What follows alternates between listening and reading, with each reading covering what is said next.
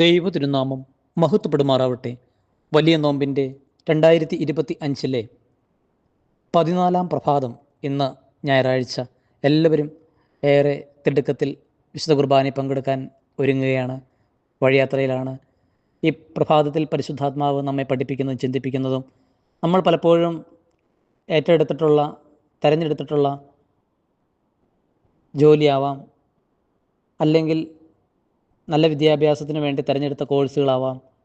അതിലൊക്കെയും പരാജയപ്പെട്ടു പോയിട്ടുണ്ടെങ്കിൽ ഒരു കാരണം എന്താണ് എന്ന് നമ്മൾ എപ്പോഴെങ്കിലും ചിന്തിച്ചിട്ടുണ്ടോ?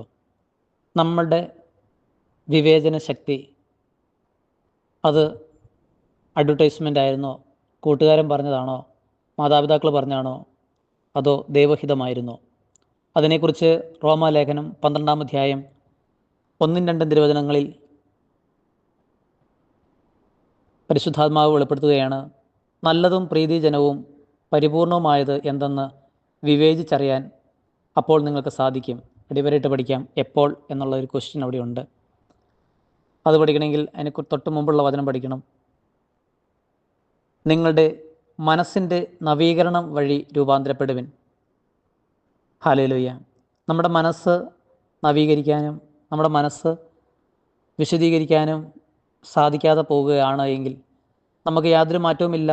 പാപ വഴികളിലൂടെ നടന്നിട്ട് ഈ ലോകം പറയുന്നതെല്ലാം ശരിയാണെന്ന് വിചാരിച്ച്, കണ്ണും പൂട്ടി വിശ്വസിച്ച്, വ്യക്തികളെ വിശ്വസിച്ച്, ഈ ലോകത്തുള്ള സകല മെറ്റീരിയലുകളെയും ബെനഫിറ്റ്സുകളെയൊക്കെ നമ്മൾ നെഞ്ചോട് ചേർത്ത് പിടിക്കുമ്പോൾ നമ്മൾ ഇന്നല്ലെങ്കിൽ നാളെ വലിയ പാപത്തിൻ്റെയും സാമ്പത്തിക കടക്കെണികളുടെയും തൊഴിൽ മേഖലകളിലും പരാജയപ്പെട്ടു പോകാൻ സാധ്യതയുണ്ട്. ആയതുകൊണ്ട് നമ്മുടെ നല്ല മനസ്സ് ആണോ എപ്പോഴും എന്ന് ചിന്തിക്കുക. നിങ്ങളുടെ മനസ്സിനെ എപ്പോഴും നവീകരിക്കാൻ നാം തിടുക്കം കൂട്ടണം. ഈ നോമ്പിൻ്റെ ദിനങ്ങൾ മനസ്സിൻ്റെ നവീകരണമായി തീരട്ടെ. അങ്ങനെ 2025 നോമ്പിലൂടെ മുന്നോട്ടുള്ള ജീവിതത്തിന് അത് ആക്കം കൂട്ടുകയും നല്ലതും പ്രീതിജനവും പരിപൂർണമായതും വിവേചിച്ചറിയാനുള്ള കൃപ കൊണ്ട് നിറയാൻ നമ്മുടെ മനസ്സ് ശക്തീകരിക്കട്ടെ. ഈ വചനം നിങ്ങളെല്ലാവരെയും കൂടുതൽ ബലപ്പെടുത്തട്ടെ.